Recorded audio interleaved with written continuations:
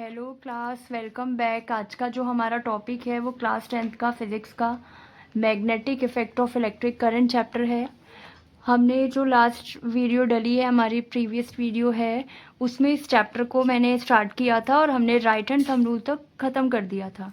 तो अभी जो हम इसी चैप्टर को आगे से कंटिन्यू करेंगे, जो हमारा अगला टॉपिक है जो रह गया था जहाँ से, वो है magnetic field due to current through a straight conductor. मैंने वीडियो बनाई थी आपके लिए, कुछ टाइम पहले बना दी थी, पर मैं अपलोड नहीं कर पाई क्योंकि वो वीडियो थोड़ी सी ख़राब बन गई थी। तो नोट्स मेरे ऑलरेडी रेडी है, तो मैं आपको इसी में से जल्दी जल्दी समझा देती हूँ।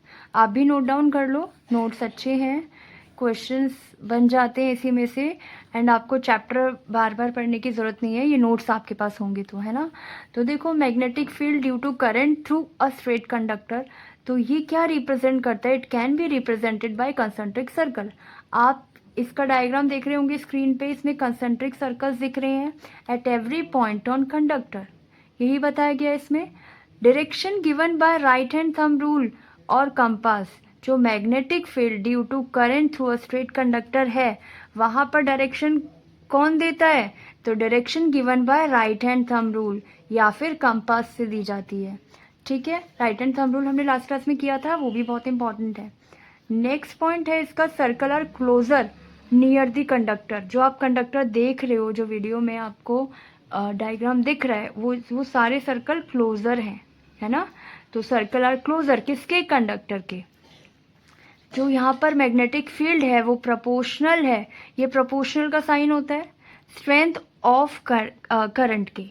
मैग्नेटिक फील्ड जो है वो प्रोपोर्शनेट होता है 1 divided by distance from conduction के, राइट।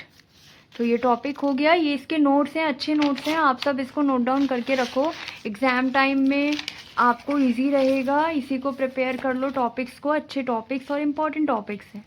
एनसीईआरटी के डायग्राम्स भी मत छोड़ना है, एनसीईआरटी को रीड कर लेना, but NCERT is not sufficient for class 10th, right. तो एक्स्ट्रा चीज़ें भी करनी पड़ेंगी हमें। नेक्स्ट टॉपिक हमारा है magnetic field due to current through circular loop. अब सर्कुलर लूप का डायग्राम आप देख पा रहे हो स्क्रीन पर, इसका स्क्रीनशॉट ले लो। एनसीईआरटी में भी डायग्राम है, डायग्राम बनाना नेसेसरी है, कंपलसरी है, इम्पॉर्टेंट है। उसके बारे में अब हम क्या लिखते हैं? It can be represented by concentric circle eight every point.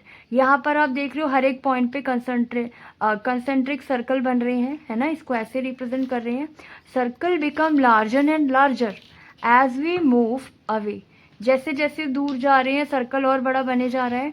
Every point on wire carrying conductor would give rise to the magnetic field. हर एक पॉइंट जो हमारी वायर कैरिंग कंडक्टर में है, करंट में, every point on wire carrying current, है ना। हर एक पॉइंट जो वायर करंट को कैरी कर रही है वो राइज कर रहा है, विल गिव राइज किसको? मैग्नेटिक फील्ड को। वो मैग्नेटिक फील्ड को बढ़ा रहा है ना।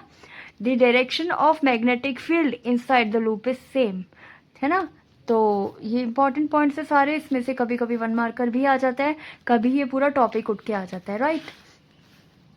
नेक्स्ट टॉपिक है factor affecting magnetic field of a circular current carrying conductor. तो जो मैग्नेटिक फील्ड है वो हमारा प्रोपोर्शनल होता है current passing through the conductor के। फिर जो हमारा मैग्नेटिक फील्ड है वो प्रोपोर्शनल होता है 1 divided by distance from current के, है ना। ठीक है, चलो नेक्स्ट पॉइंट हमारा है मैग्नेटिक फील्ड ऑफ सोलिनॉइड। जो सोलिनॉइड का मैग्नेटिक फील्ड है वो सिमिलर है बार मैग्नेट के। तो ये पॉइंट हमारा बना, magnetic field of solenoid is similar to that of a bar magnet. Next point है magnetic field is uniform. Uniform का मतलब होता है दैट ऑलवेज रिमेन सेम, जो हमेशा सेम रहता है ना। तो magnetic field is uniform inside the solenoid and represented by parallel field lines. मैं आपको समझा रही थी, ये अगर सोलिनॉइड है उसका एक छोटा सा मतलब पार्ट बता रही हूँ, डायग्राम आपको स्क्रीन पे दिख रहा है। तो यहाँ पे ये देखो, इस तरह से ये है ना इंसुलेटेड रहती हैं, और यहाँ पे ये हमारी पैरेलल लाइंस फील्ड की, है ना। डायरेक्शन ऑफ मैग्नेटिक फील्ड, अगर मैग्नेटिक फील्ड सोलिनॉइड का आउटसाइड की डायरेक्शन बतानी है तो वो नॉर्थ टू साउथ जाता है, और इनसाइड ऑफ सोलिनॉइड की अगर मैग्नेटिक फील्ड की आपने डायरेक्शन बतानी है तो वो साउथ टू नॉर्थ जाता है, राइट।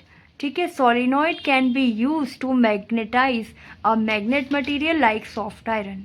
तो ये सोलिनॉइड का एक छोटा सा यूज़ है, अगर कभी पूछा जाता है क्वेश्चन में तो आप बता सकते हो, ठीक है। जो नेक्स्ट टॉपिक है वो दोबारा से एक इम्पॉर्टेंट टॉपिक है हमारा, इस पर इम्पॉर्टेंट मार्क कर लो, जो कि है फ्लेमिंग्स लेफ्ट हैंड रूल। इसका डायग्राम आपको स्क्रीन पे दिख रहा है। डायग्राम सबका बनाना इस चैप्टर में बहुत ज़रूरी है, डायग्राम स्किप नहीं करना। तो इस डायग्राम में आपको क्या दिख रहा है, जो डायग्राम में दिख रहा है वही हमने एक्सप्लेन करना है और कुछ भी नहीं है। तो ये जो रूल्स है इस चैप्टर में बहुत इंपॉर्टेंट है और ईजी भी है। तो हमने क्या लिखा, क्या दिख रहा है, जब आप डायग्राम में देखोगे ना तो इसमें है स्ट्रेच द थंब। हमने थंब को स्ट्रेच किया, फॉर फिंगर को एंड मिडिल फिंगर को स्ट्रेच किया हमारे लेफ्ट हैंड की, है ना, such that they are mutually perpendicular. आप डायग्राम में देख पा रहे हो ये परपेंडिकुलर बन गए, है ना। If for finger points in the direction of the magnetic field, अगर जो हमारी फॉर फिंगर है वो डायरेक्शन ऑफ मैग्नेटिक फील्ड को शो कर रही है, मिडिल फिंगर जो है वो डायरेक्शन ऑफ करंट को, एंड जो थंब पॉइंट कर रहा है वो डायरेक्शन ऑफ मोशन और फोर्स को बता रहा है ना। तो दोबारा से समझ लो इसको एक बार, stretch the thumb, forefinger and middle finger of your left hand, यही दिख रहा है आपको डायग्राम में, such that they are mutually perpendicular. अब आपने देखा ये परपेंडिकुलर बन गए। इफ़ फॉर फिंगर पॉइंट कर रहा है direction of the magnetic field, middle finger हमारी बता रही है डायरेक्शन ऑफ करंट को, एंड जो थंब पॉइंट कर रहा है वो कर रहा है मोशन एंड फोर्स को। तो बहुत ईजी कॉन्सेप्ट है, कुछ भी मुश्किल नहीं है, डायग्राम को बार बार बना के प्रैक्टिस करनी है आपने। नेक्स्ट टॉपिक है हमारा डोमेस्टिक इलेक्ट्रिक सर्किट। इसमें से भी पेपर में क्वेश्चन पूछे जाते हैं। There are 3 kinds of wire. सबसे पहले हमें वायर्स के बारे में पता होना चाहिए, क्योंकि क्वेश्चन आ जाता है एग्जाम में और आया भी था। वायर के कलर पूछे गए थे, है ना, तो आपको पता होना चाहिए 1 मार्कर में या 3 मार्कर में अगर आ जाता है तो लाइव वायर जो होती है हमारी वो पॉजिटिव रहती है और वो रेड कलर की होती है, ठीक है। न्यूट्रल वायर जो होती है वो हमारी नेगेटिव रहती है, जो ब्लैक कलर की होती है। अर्थ वायर जो होती है वो हमारी ग्रीन कलर की रहती है, राइट। नेक्स्ट टॉपिक है the potential difference between the live wire and neutral wire in India is 220 what. ये एक पॉइंट है ना, इससे क्वेश्चन भी आ सकता है, what is the potential difference between live wire and neutral wire in India. तो आप आंसर लिख दो कि 220 वाट। ये 1 मार्कर में आ सकता है ना। फिर बच्चे कहते हैं अरे पता नहीं क्वेश्चन बाहर से आ गया, पेपर बाहर से बना है। तो कुछ बाहर से नहीं आता, सब कुछ चैप्टर के बीच में से ही आता है। हमें एक्स्ट्रा बुक पढ़ने की नीड होती है बस, और कुछ नहीं है, ठीक है। तो ये नोट्स अच्छे बनाए हैं मैंने आप सबके लिए, तो इसको अच्छे से गो थ्रू कर लेना। नेक्स्ट टॉपिक है हमारा ओवरलोडिंग। ओवरलोडिंग आप सब समझते ही हो, जब एक प्लग में हम उसकी जितनी भी कैपेसिटी है उससे ज़्यादा अगर हम उसमें चीज़ें लगा देते हैं, that is what called overloading, है ना। ईजी है concept. When current drawn is more than current carrying capacity, जब हमने उस पर उतना करंट, जितना करंट वो ड्रॉ कर सकता है, हमने उसकी कैपेसिटी ज़्यादा करंट ड्रॉ कर दिया, है ना, उस पर्टिकुलर कंडक्टर पे, तो उसका रिजल्ट क्या आता है, ओवरलोडिंग।